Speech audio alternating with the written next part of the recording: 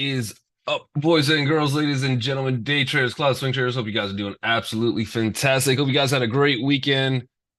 I know, uh, I know it was a pretty busy weekend for me, but there's also a pretty busy weekend for Hawaiian Airlines and Alaskan Airlines. So good job. I think Johnny G was building a little bit of position in that one. So good job to him. Anybody that was kind of joining on that one. Good weekend for all you guys, at least as well. But we've got Alan House. Good morning to you. We got Albert, Andy, Bill, Brenda. We've got Brian. Good morning. Cindy, Eric, Greg, Jay, Jeremy. Good morning to Joe, Lauren. We got Lucian in the house. Marius, Martina, Peter, Remco, Simon, Wally. All my peeps at YouTube land. Good morning to all of you guys out there as well. For some reason that stream is a little bit more lagging today, but good morning to all you guys. JJTV, good morning. If you guys are sitting in YouTube land, make sure you guys hit that like and subscribe button. Good morning to Heather as well.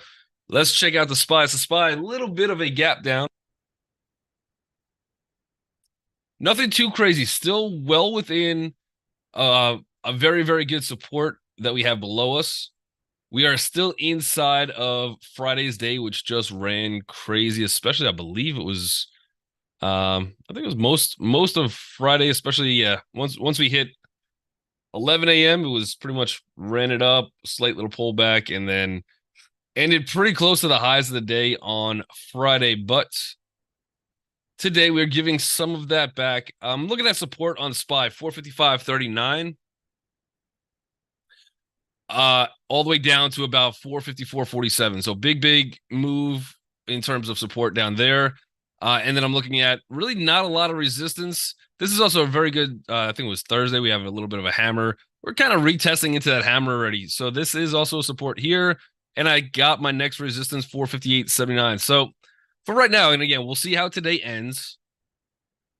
But otherwise, that was a good close. I don't know why I got a rando stop line on my chart for no reason. So I moved it anyway. I don't think it symbolized anything, at least not that I could see. Oh, I got no screen share. Thanks, Greg Gilbert. That would be helpful, huh? That would be helpful. Yep. Appreciate that. Yeah, so here's my two lines of support. I got a little bit of a range. Let me also get that pen up and running as well. It's Monday. It's just everybody, it's Monday. Calm down. It's okay. We got I think a little bit of support zone down here.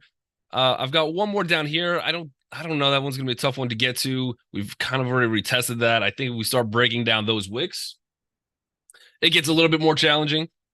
Otherwise, here's my resistance on the day, and then somewhere in the zone. This is the Thursday candle I was just talking about too, since I didn't have my screen share on. So that was a nice little hammer, decent little bear trap down there. Bulls came rampaging back in, and then we broke out with a good close on Friday. So we'll see what happens there. But the levels again, for anybody keeping track, the first level I'm looking for is 455.34 support. I'm also looking at this zone, since this is a just kind of a retest into that hammer, as a little bit of support as well. How strong, I'm not sure. We already kind of retested some of these first initial levels of this support. And I can see this getting bought up here somewhere close to the open as well. So we'll have to see how this first opening candle does. If the first opening candle, especially if it's a red high wave, and we start to break northbound to that, I'm looking at the resistance up there. We'll take a look real quick at Qs.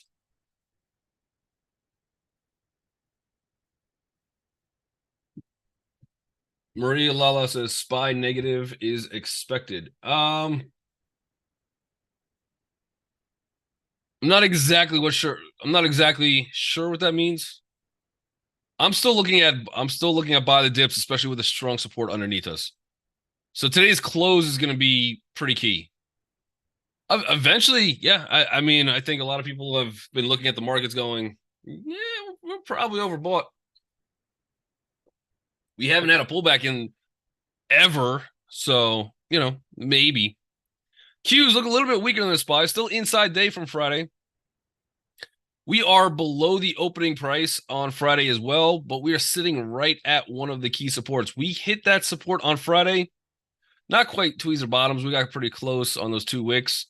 But this is a zone that can break down. We've already retested into here once, and again, we are sitting at a little bit of support. The next support down on this one pretty much comes at 385.55, and then the next bigger one where we really start to look at, okay, where's the breakdown come in? That's about 385.12. So we still have a little bit of room really to the big support on this one. As we start to break that down, there is I'd be looking for about 377.55. That's not even going to be the easiest one to get through. We do have some moving averages to come up, but I think that would be the kind of the next. So if we break down, we bounce back up, we retest some of those supports, then we come back down. And then I think probably second, third try would be the 377.62 for a pullback, but not as strong. And we've been saying that on when I was on the mic on Friday, we were noticing a lot of these smaller names that didn't really run in 2023. Some of the names that were down 80%, 90%, big short float stocks, those guys were moving when the bigger Magnificent Seven did not. So we'll see if that rotation continues. But right now, tech looks a little bit weaker than SPY. TLT, though. TLT inside day, small little gap down, sitting at support. It depends on where this one opens. We might be right underneath that one support somewhere around 92.55. And then maybe we pull back and we got one more support on this one. This is 91.92. So we'll see. Resistance on TLT, 92.93, but relatively still stronger. I would say stronger than the SPY and the Qs combined. So that still looks decent. And again, as long as we stay in this range, it doesn't necessarily have to move up higher. But as long as we are not just jumping out of an airplane without a parachute with this one, I think it looks good. Yeah, if you guys have tickers, you guys can throw those into the charts or into the chats. But the first ones I see is coin. Crypto, crazy weekend. Bitcoin, I don't know if it's still at 41, but it did hit 41K pretty recently. Let me before I even go to here, let me do Bitcoin first. Bitcoin is still above 41, so 41,617 right at this moment. That's a very strong move that we had over the weekend for pretty much everything crypto related. Coin should continue to get a rally. I think we do get continuation on this one. We're opening at 144.55. There is zero resistance. We went over these resistance. The next resistance really isn't until about 176, 177. So there's plenty of room to continue to go on this one. This is going to be a major retest gap, though. So the question is, I think we could get to that 176 zone. That's really where my target would be. Plenty of room to the higher side. The question is, how do we get into this one at this point if you're not already in? So you have a comfortable risk to reward. That I don't know. This one is a retest gap. I would want to see some kind of pullback. I think it would get some kind of a pullback. I don't even know again how far we come down on this, but 136.20 maybe somewhere in that zone. There's really nothing here. We have a slight little resistance above us. I think that one's easily broken, but especially after a gap like this, I really don't want to short it. I kind of only want to go long on it, but this is a retest gap. It's a tricky one. It's got massive upside still.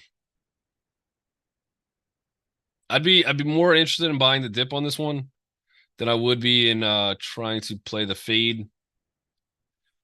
I guess I could make the same case. I mean, this is a big gap up. There would be, if you do want to short something, I would need this one to move up a little higher, maybe into this like 148, 149 zone. And then I could get a stop at like 154. That's still $4 risk to reward, but you have about more than $10 from that point to the downside. So see if this one comes up a little bit. That would be my case of how to short this one. But I still kind of like it long. There's definitely some people profitable today on Coinbase. Same thing too with Riot. Riot has a nice little gap up, also a retest gap. We are actually, we'll see when this one opens. We're slightly above what was a resistance around $15.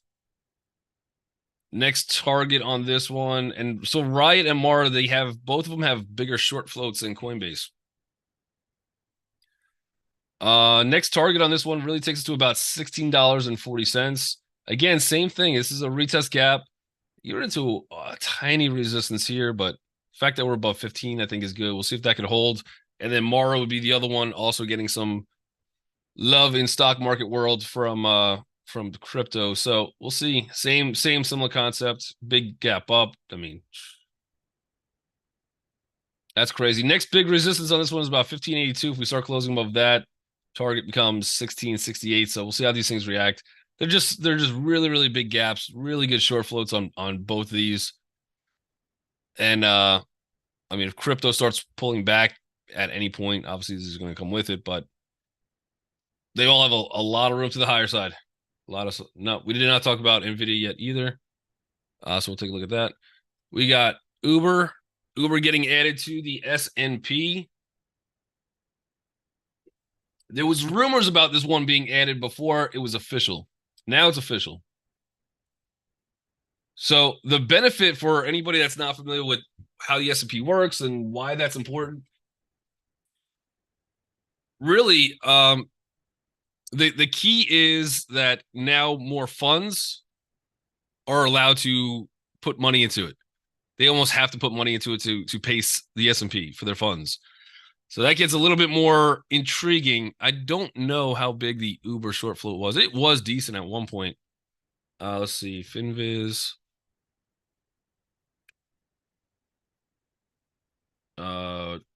Uber. Yeah, short float's only 2.5, so we don't have that.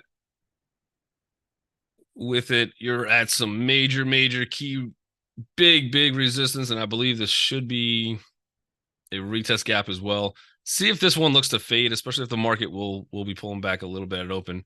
But I would look for a fade on this one. Otherwise, I think it becomes buy the dip. I think we're a very short move from just an absolute crazy breakout on Uber.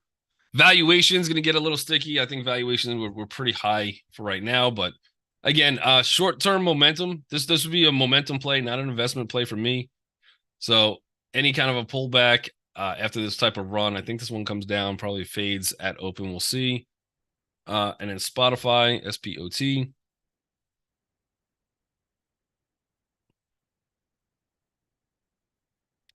That was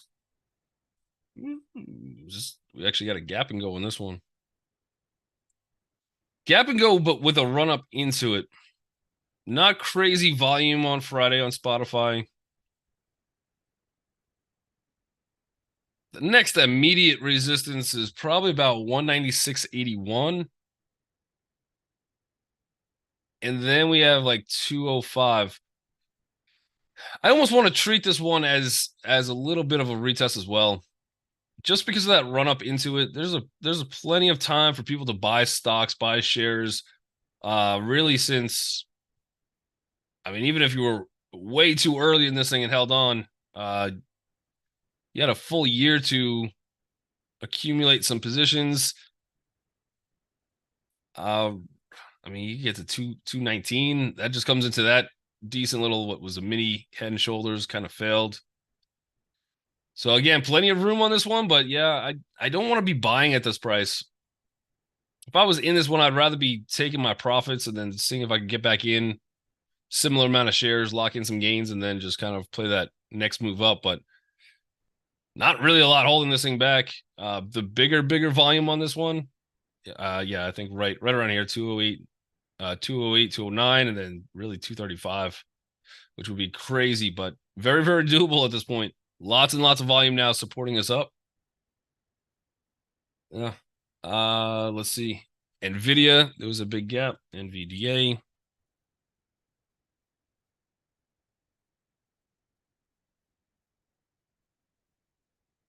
Take this off.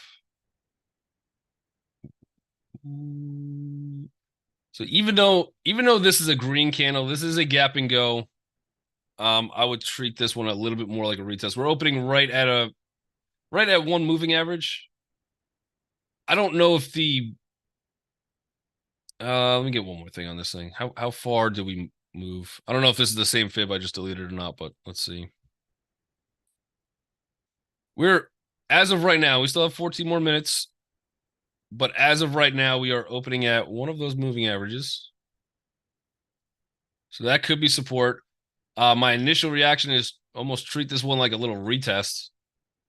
We're right below the 32. So see if we get a bounce into this 32. Let's see if they use that as resistance. So if we're looking for maybe a short on this one, probably about 462.67. Again, this is even though this is a green candle, it was actually a gap down. Close a little bit higher, just coming in retesting. You do have a little bit of a bear trap down there. That's now broken. And then I can see targets on Nvidia coming back down to 449.26, 449.33. That takes us right into that 50% retrace. But we have this moving average first. I think this one has a good shot to get bought up first. And then again, I'm looking for maybe some kind of a bounce of 462.67, somewhere in that zone. And then that would be a better spot to short than probably right at open, but we shall see. It does have a decent amount more room to start to continue. It does not look strong whatsoever. And realistically, it's still strong. It's just all of this is just more of a correction than anything. And it's honestly not even a huge correction, more of a short-term correction. But yeah, I think be patient and open. This one might be a decent one to look short though. Maybe finally some people might want to take some profits on the video. All right, let's take a look. Plug. Marie Lala says, why is Nvidia going lower? People are profitable. That's about it. Yeah, people are profitable on Nvidia. It went from 120 to 500. Valuation still a little high on Nvidia. Nvidia does have when he says just buy the dips on Nvidia, I would say do it cautiously. I think there's Nvidia is the numbers that they're producing is solid, right? Their earnings, their balance sheet, there's no arguing there's good numbers. But if I was to invest in something, I'm looking at, okay, what is my return in, let's say, the next 12 months? Right? That's really how people are looking at the markets. We're much short term, 3 hours, 2 hours, 15 minutes. We're trying to trade.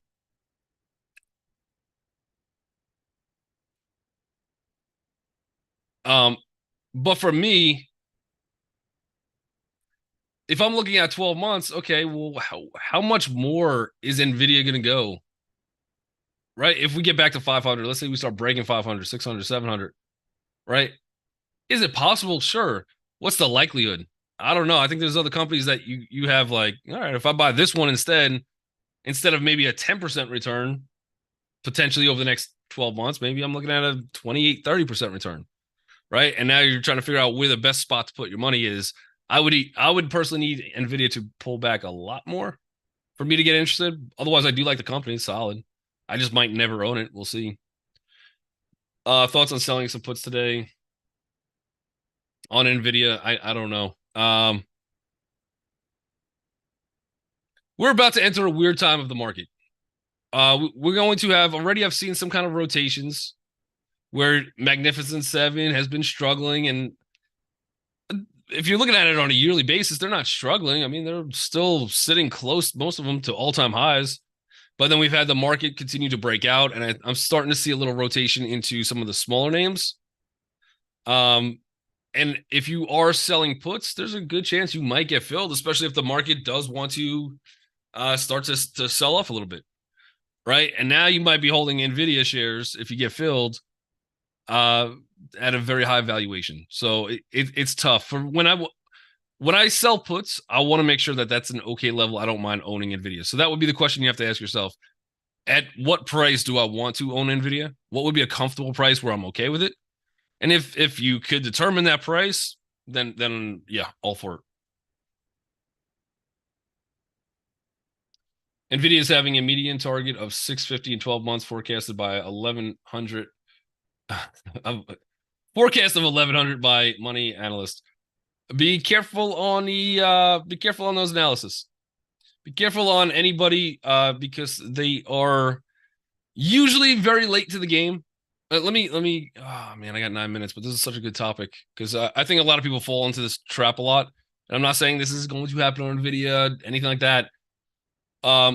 if you are in the analyst game, right, there is, number one, some incentives, because that's how you get paid, by putting out your target prices for the next 12 months, right? That's target, as in like target price, not target the stock. So if you are an analyst on, let's say, Nvidia, right, and you're coming out and this thing is just going $300, right? $400. Okay, good. And you want to go bearish on this thing, and then all of a sudden, like, let's say if you came in and you go, yeah, no, this is overvalued here. You might be absolutely correct, where $300 might be too much for Nvidia. But the market doesn't care. The market does this, right? The market is just all short term. It's a very short term voting machine. So now, what happens when you start breaking 300 and you start looking at 400? You don't want to be the lonely guy down here saying, "Yeah, no, this should be way less than 300." I don't get it, because the people that are looking at you going, "How wrong is this guy?" You start losing your credibility. So what do? Well, now we're at $500. Yeah, okay, I'm gonna have to change my thing. Yeah, based on this, I think this is probably $1,100. Oftentimes, those guys come in very, very late to the game, because they rather be wrong with the crowd than wrong individually, right? So it's a lot easier for them to just switch, move to the crowd. Now this thing gets all hyped up. It's going to 1,100, and then it's usually very, very close to a major pullback, and maybe it hits 1,100. It's possible, anything is, but they're usually very late, and they have incentives to kind of go with. If you're the most bearish person on Nvidia, it's I mean, guess what? Nvidia gets to choose who the analysis, like, they're going to say, we don't want you looking at our books anymore. We don't want you sitting here in our company and telling us if you're going to be such a negative Nancy all day, right? Plug, let me just get back to this one real quick. Plug, that was a decent close. Nothing. Yeah, it was the fact that we closed above 436. Impressive move. We do have this gap fill to look for. I got one more spot. That's just the top of that little wick. That's 467. And we'll see if that one can break that. If that breaks, we got a lot of room on this one to 568. This one could be interesting. I might even look at this one for the 10K a little bit later today. We'll see. The 10K challenge, but we'll see. Good double bottom. Yeah, 10 cents. You need 46 cents on this one. That could take us right to 510, 512. This might be a contender for it. I believe their short float is relatively high too. Finviz, Plug. Again, I'd still be looking for a mini pullback at open somewhere.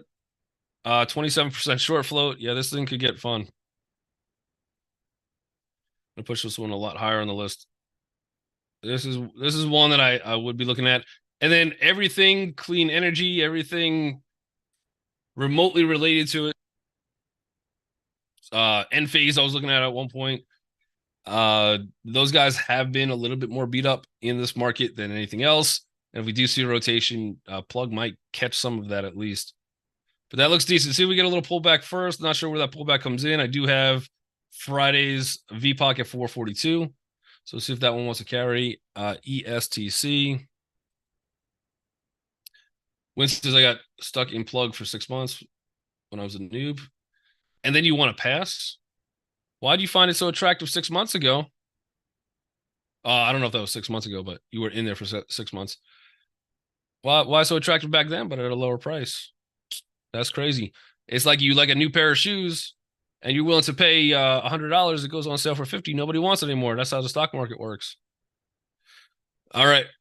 This one's, I think this one has lower volume typically, but good breakout. See if we get a little, maybe 50% retracement of the candle somewhere around like 103, 104. Otherwise, it did break out. I would be looking for more continuation out of this thing. I think a little pullback first would be great though for it. You did come into a pretty heavy resistance on this one. So unless we got either the first spot I try would be probably about 104, anywhere from 103 to 104. And then if it starts breaking down this candle, see if there's any traps that come in, something like that. But really, really good move off of earnings. So anybody playing the earnings gap, they are profitable already and most likely even sold some shares on Friday. We'll see. Let me see. 3 years ago. Okay. 400. I would like Nvidia. See, I'm gonna be greedy. I'm gonna need like $200, but I also might not ever own it. That's fine too. Upwork.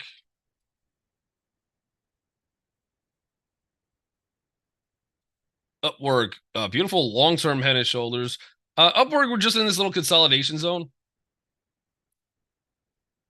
Obviously, very, very strong resistance above us. I believe this one has an okay short float on this one as well. 7%, so not bad on the short float. It does look like it's a little bit of a pennant pattern building after that earnings gap up. The key spot I'm looking for is 1449. So if we get a break above there, I don't want to stay bullish. I've got one more key spot, 1424. Right now we're below that. This one might, I got to wait for another kind of the next break on this one before moving. Most likely on this one, this gap up is very strong, hangs out up top, and now we're just kind of letting the moving averages correct themselves, pushing it higher. And then I think we probably can see a break on this one as well. But as you see, huge volume here. And then next spot, if we could break out, probably about 1895. So plenty of room to run on this one. For day trade purpose, it's going to be, unless today's the breakout day, I would imagine pretty tough range for day trade. Hawaiian Airlines getting bought out by Alaska. So we're going to mix some hot with some cold on this one. This is opening at a little bit of resistance. I'd have to run the numbers real quick because the purchase price was from Alaska. I think it was 1.9 billion. And I think that's closer to $18 strike. If that's true, that gives us, we just have to wait for the deal to go through, and that would take us up another $4.50, which is a very good return from here. But I have to rerun those numbers. I have to look at, I saw it come in on Sunday and then didn't have time to do the analysis on it. But yeah, that's a good buyout price right into some resistance for right now. Again, if that 1.9 billion, if that actually in terms of shares equals $18, I might be buying some Hawaiian Airlines just until the deal goes through, kind of a little arbitrage. We'll see. But day trade wise, it's going to be tough to go bullish here. See if this one pulls back. It also, if this is more of the correct price, and again, I just have to double check, but if this is more of the correct price, it probably stays flat into this range. But good move on Hawaiian. I didn't really see too many of the other airlines really moving with it. Good candle on Friday from AAL. So now we're up to the $13 mark, is where our close came in. We are up 1 penny. So airlines are holding strong. I'm going to see if there's any really sympathy plays somewhere in this market. I think Delta has a little bit more room on it than American. So Delta, I'm going to move up. The one that really hasn't been moving too much, even as airlines started to rally back a little bit, was Southwest. So this one I would look for some additional continuation too. So Delta and Southwest, I think, are the two I like. 4 sympathy plays, and then the other one is LOVE. Even this one's got a little bit of room, but 22.27. This one kind of could break out. So that is the morning bell. Everybody out in YouTube land, I do appreciate you joining us each and every day. Make sure you guys hit that like and subscribe. I believe we got more.